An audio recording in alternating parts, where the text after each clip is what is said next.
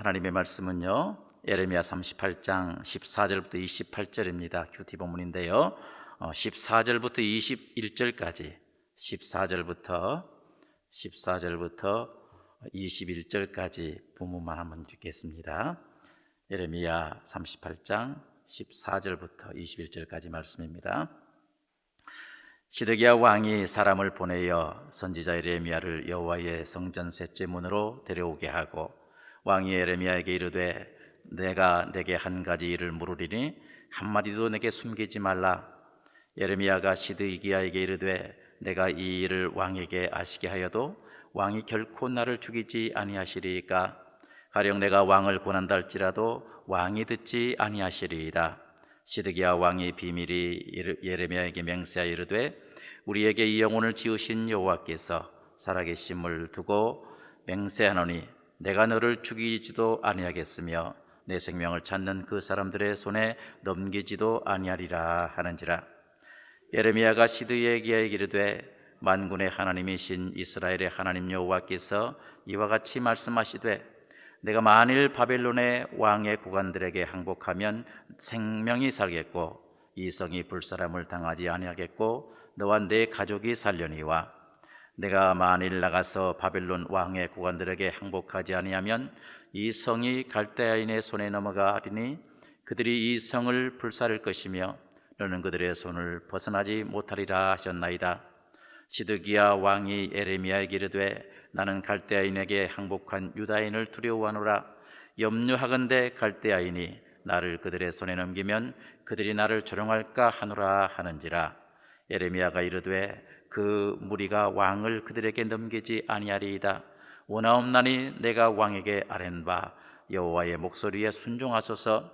그리하면 왕이 복을 받아 생명을 보존하시리이다. 그러나 만일 항복하기를 거절하시면 여호와께서 내게 보이신 말씀대로 되리이다. 아멘.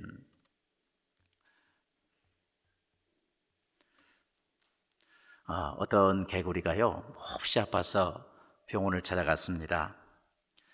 그러자 의사가 심각한 표정으로 말하는 것이었습니다. 이렇게 병이 깊어질 때까지 병원에 안 오면 어쩌자는 겁니까? 이렇게 말을 했습니다. 그러자 개구리가 대답합니다. 그냥 좀 지나면 나을 것 같아서 왔습니다. 이렇게 대답한 것입니다. 의사가 말합니다. 나 참 이 약을 처방을 줄 텐데 이 약을 하루에 3번 꼭 드세요. 그리고 또 한 가지 할 일이 더 있는데 어떤 일이 있어도 이 병은 고개를 이제 뒤로 젖히면 죽게 되는 그런 병이기 때문에 어떤 일이 있어도 절대로 고개를 뒤로 젖히면 안 됩니다. 이렇게 처방을 내려 주었습니다. 개구리는요 잘 알았다고 하면서 집으로 돌아갔습니다. 그런데 어떤 일입니까? 그날 저녁 개구리는 죽음을 맞고 말았습니다. 왜냐하면요 약을 먹다가 고개를 뒤로 젖혀서 죽고 말았던 것입니다. 그렇습니다. 좀 무슨 얘기 같습니다만요 우리 인생의 문제는 미래를 알 수 없는 상황에서 우리가 결정한 것들에 대해서 후회할 때가 많습니다. 우리가 흔히 말하는 것들 중에 어쩔 수 없는 선택이었다고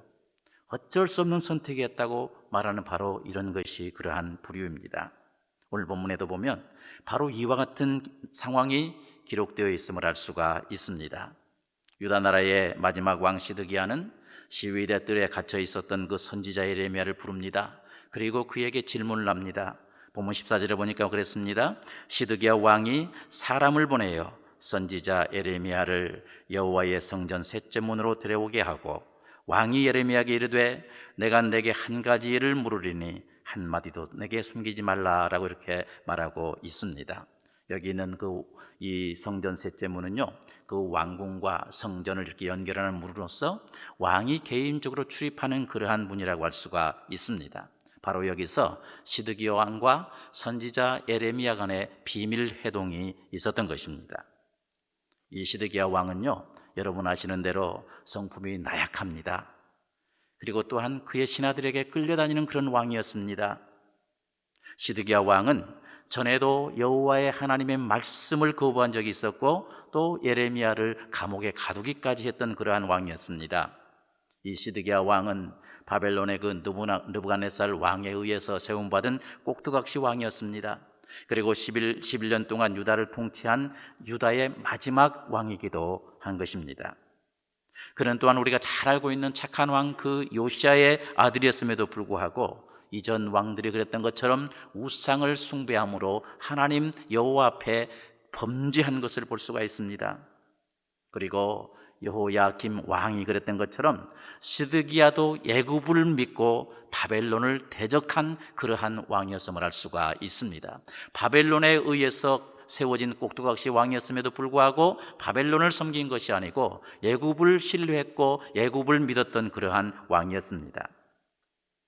지금 유다 나라는 그동안 예루살렘을 이렇게 포위하고 있었던 바벨론의 군대가 이 애굽의 군대를 두려워해서 잠시 예루살렘을 떠나서 수리아에 있는 림나에 머무르고 있는 그러한 상황입니다. 그럼에도 불구하고 유다 나라는 여전히 이제 바람 앞에 등불과 같은 상황이었습니다. 왜냐하면 하나님께서 이미 예레미야 37장 8절에서도 말씀하셨어요. 갈대아인이 다시 와서 이 성을 쳐서 취하여 불사르리라 라고 이렇게 하나님께서 말씀하셨기 때문입니다. 잠시는 애굽을 두려워해서 피해 있지만 다시 와서 이 성을 취하고 이 예루살렘 성을 불사를 것이다, 하나님의 말씀이었습니다. 바로 이와 같은 위기가 감돈 상황에서 시드기야 왕은 선지자 예레미야를 불러서 은밀히 하나님의 말씀을 듣고자 했습니다. 선지자 예레미야를 만난 이 시드기야 왕은 묻습니다. 왕이 예레미야에게 이르되 내가 내게 한 가지를 물으리니 한마디도 내게 숨기지 말라라고 물었습니다. 전에는 이렇게 뭐라고 그랬어요? 전에도 질문했는데 여호와 하나님께로부터 받은 말씀이 있느냐라고 이렇게 물은 것을 볼 수가 있습니다. 이 질문을 받은 선지자 예레미야는 자신이 어떠한 하나님의 말씀을 전한다고 할지라도 자신의 신변 보장을 해줄 수가 있느냐라고 이렇게 왕에게 먼저 물은 것을 볼 수가 있습니다. 15절에 보니까 그랬습니다. 예레미야가 시드기야에게 이르되 내가 이 일을 왕에게 아시게 하여도 왕이 결코 나를 죽이지 아니하시리까? 가령 내가 왕을 고난다 할지라도 왕이 듣지 아니하시리다 라고 이렇게 말하고 있습니다. 시드기야 왕은요, 예레미야 32장 1절로 5절에서 그 말씀처럼 이미 선지자 예레미야가 선포했던 하나님의 그 말씀을 거부한 적이 있었습니다. 또한 선지자 예레미야를 이 감옥에 가두기까지 했던 그러한 왕이었습니다. 그래서 이 선지자 예레미야는 하나님의 말씀을 선포하기 전에 시드기야 왕에게 자기 자신의 그 신변 보장에 관한 질문을 먼저 했던 것입니다. 이렇게 선지자 예레미야가 시드기야 왕에게 이런 질문을 할 때 왕으로부터 이제 기대받게 좋은 소식을 들었습니다. 16절에 보니까 그랬습니다. 나와 이제 제가 읽진 않았습니다만 16절에 보면 그랬습니다. 시드기야 왕은 선지자 예레미야에게 맹세합니다. 맹세할 때 영원을 지으신 여호와께서 살아계심을 두고 맹세한 것을 볼 수가 있습니다. 여호와의 사심을 맹세했다, 이 말이 뭐예요? 한마디로 말해서 그 맹세한 그 사항을 어겼을 때 생명의 주이신 주님이신 이 하나님께서 맹세한 자의 생명을 빼앗아가도 좋다, 하나님께서 그 맹세한 자의 생명을 빼앗아가도 좋다라는 그런 의미를 내포하고 있습니다. 바로 이런 마음가짐으로 시드기야 왕은 예레미야의 신변 보장에 대해서 맹세하며 대답한 것을 볼 수가 있습니다. 시드기야 왕의 이 맹세를 들은 선지자 예레미야는 하나님께서 자신에게 주셨던 그 말씀을 시드기야 왕에게 전한 것을 볼 수가 있습니다. 본문 17절 18절에 보십시오. 예레미야가 시드기야에게 이르되 만군의 하나님이신 이스라엘의 하나님 여호와께서 이와 같이 말씀하시되 내가 만일 바벨론 왕의 고관들에게 항복하면 내 생명이 살겠고 이 성이 불사름을 당하지 아니하겠고 너와 내 가족이 살려니와 내가 만일 나가서 바벨론 왕의 고관들에게 항복하지 아니하면 이 성이 갈대아인의 손에 넘어가리니 그들이 이 성을 불사를 것이며 너는 그들의 손을 벗어나지 못하리라 하셨나이다 라고 이렇게 말씀을 전파한 걸 볼 수가 있습니다. 선지자 예레미야가 하나님으로부터 받은 이 말씀은 전에와 똑같은 걸 볼 수가 있습니다. 시드기야 왕이 바벨론 왕에게 항복하라, 그러한 말씀의 내용이 있습니다. 항복하면 살고 항복하지 아니하면 이 예루살렘 성이 바벨론에게 넘어가서 성이 불태움을 당할 것이고 왕은 사로잡혀 간다. 이러한 하나님의 말씀이었습니다. 솔직히 선지자 예레미야도 두려워했습니다마는요, 이런 말을 선포한다는 거 쉬운 것이 아닙니다. 무소불위의 권위를 가지고 있는 그 왕 앞에서 왕이 망한다, 죽는다, 가족도 역시 끌려간다, 이런 말을 전파하는 거 결코 쉬운 일이 아닙니다. 선지자 예레미야는 하나님의 말씀을 그대로 대언하는 것으로 인해서 그동안 온갖 고통을, 어려움을 당했습니다. 그럼에도 불구하고 그는 결코 자기 자신의 그 메시지를 바꾸지 않았습니다. 하나님의 말씀, 진실된 그 말씀을 선포할 때 시드기야 왕의 마음이 불편하게 될 것을 알면서도 메시지를, 하나님으로부터 받은 그 메시지를 그대로 전했던 것입니다. 항복할 것을 권면하고 있어요. 이처럼 선지자 예레미야는 약해 보였지만 그러나 결코 약한 것이 아니었습니다. 흔들리지 않고 타협하지도 않았습니다. 그 어떤 상황에서도 하나님의 말씀을 그대로 선포했습니다. 이것이 중요합니다. 그러면 이와 같은 메시지를 선지자 예레미야가 시드기야 왕에게 전할 때 시드기야 왕의 그 반응이 무엇입니까? 어떠했습니까? 회개하고 하나님을 찾았습니까? 어떻습니까? 우리 함께 본문 19절 말씀을 같이 한번 읽어볼까요? 19절 말씀입니다. 시드기야 왕이 예레미야에게 이르되 나는 갈대아인에게 항복한 유다인을 두려워하노라. 염려하건대 갈대아인이 나를 그들의 손에 넘기면 그들이 나를 조롱할까 하노라 하는지라. 아멘. 의외의 말을 지금 하고 있습니다. 바벨론에게 항복하겠다라는 그런 대답도 아니었습니다. 똑같은 말을 한다고 예레미야를 죽이겠다고 이렇게 번복한 것도 아닙니다. 여기서도요, 시드기야 왕의 우유부단한 성격이 다시 한번 노출된 것을 볼 수가 있습니다. 그는 선지자 예레미야 말이 옳다고 생각했지만 이런저런 이유를 대면서 따르지 못하고 있는 그러한 모습을 보이고 있는 것입니다. 우리는 시드기야 왕의 이 말씀을 통해서 볼 때 그 당시 많은 사람들이 이미 갈대아인에게 투항했음을 우리는 짐작할 수가 있습니다. 물론 그들 중에서 어떤 이들은 선지자 예레미야가 정말 뭡니까? 바벨론에게 항복해야 된다고 말하는 이러한 충고를 듣고 이미 바벨론에게 투항한 사람도 있었을 것입니다. 아무튼 시드기야 왕은 선지자 예레미야의 말을 따를 용기가 없었습니다. 그는 방백들을 두려워했을 뿐만 아니라 이미 바벨론에 먼저 투항했던 백성들로부터 적대감이나 또한 어떤 부대접을 받을 것을 두려워했던 것을 볼 수가 있습니다. 하나님을 두려워하기는커녕 사람들의 조롱을 두려워했다, 그 말입니다. 사람들에게 당할 창피가 두려웠다, 이 말입니다. 우리 생각으로는 도무지 이해가 되지 않는 그러한 말입니다. 혹시 유다 나라가 이방 나라 이 바벨론에게 항복할 때 이것은 하나님의 선민으로서 하나님의 택한 나라로서 도무지 있을 수 없는 일이다. 그렇기 때문에 항복할 수가 없다. 이렇게 말했다면 조금 이해는 할 수 있을 것 같습니다. 그게 아니고요, 오히려 자신이 사람들로부터 조롱당할 것을 두려워해서 하나님의 말씀에 두려워하지 아니하고 하나님의 말씀에 순종하지 못한다는 것, 이건 말이 안 된다고 생각합니다. 그렇지 않습니까?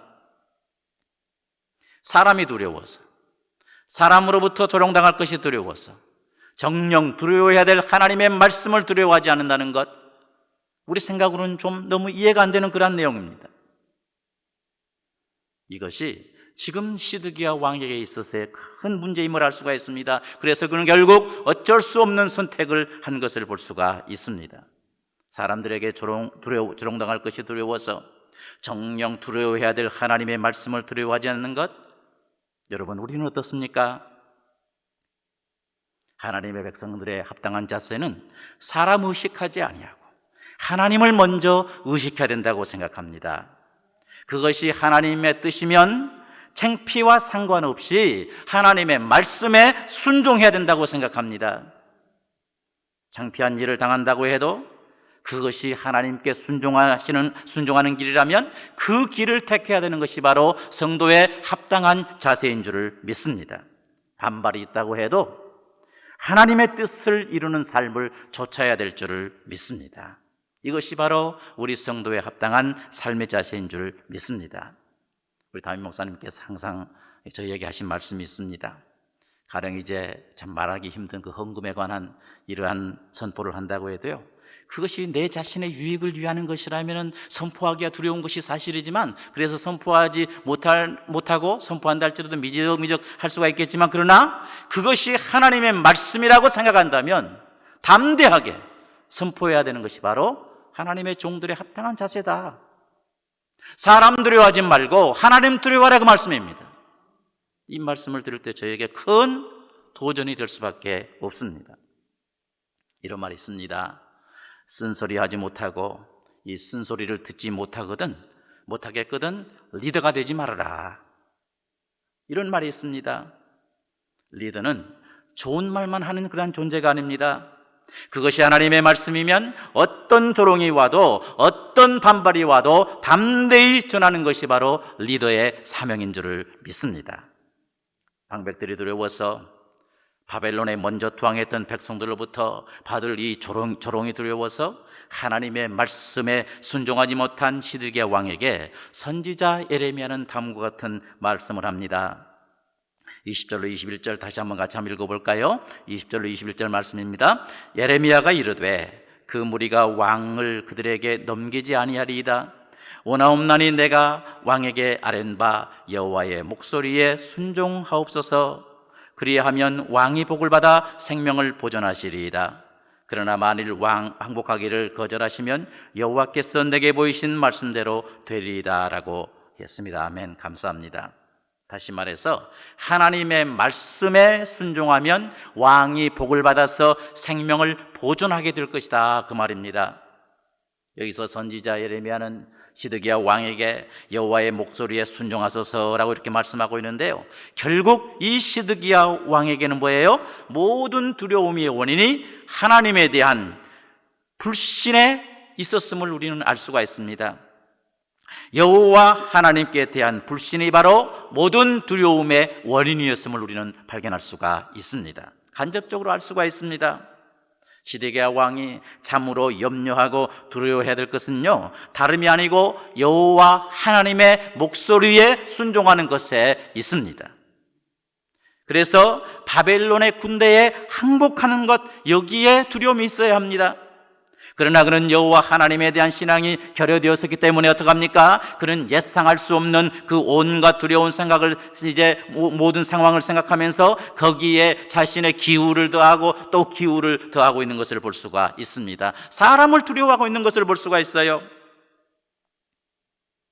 결국 하나님의 말씀에 순종하지 못하고 기우에 빠진 시드기야 왕은 선지자 예레미야에게 다음과 같이 용기 없는 부탁을 하고 있습니다. 24절에서 그랬습니다. 시드기야가 예레미야에게 이르되 너는 이 말을 어느 사람에게도 알리지 말라. 그리하면 내가 죽지 아니하리라 라고 했습니다. 그 누구에게도 알리지 말라고 이렇게 말씀하고 있습니다. 본문 26절에서 만약에 그들에게 이제 만일 고관들이 와서 선지자 예레미야 너는 왕과 무슨 말을 했느냐, 사실 그대로를 말해라 라고 이렇게 만약에 묻는다면 다음과 같이 대답하라고 요청하고 있어요. 26절에서 그랬습니다. 그들에게 대답하되 내가 왕 앞에 간구하기를 나를 요나단의 집으로 되돌려 보내지 마소서. 그리하여 거기서 죽지 않게 하옵소서 하였다 하라 라고 이렇게 쉽게 말해서 거짓말을 시키고 있는 것입니다. 내가 왕과 사이에서 나눈 이야기는 다른 얘기가 아니고 나는 요나단 집으로 돌아가면 나는 죽기 때문에 나를 요나단의 집으로 보내지 마십시오, 이런 말을 했습니다 라고 대답하라, 그 말입니다. 사실을 숨기는 것입니다. 어쩌면 할 수 없는 일을 지금 선지자 예레미야에게 시키고 있는 것입니다. 그럼에도 불구하고 이 말을 들은 선지자 예레미야는 본문 27절에서 그랬습니다. 모든 고관이 예레미야에게 와서 물으매 그가 왕이 명령한 모든 말대로 대답하였으므로 일이 탄로되지 아니하였고 그들은 그와 더불어 말하기를 그쳤더라 라고 말씀한 것을 볼 수가 있습니다. 결국 예레미야는 시드기야 왕의 요청을 수용한 걸 볼 수가 있습니다.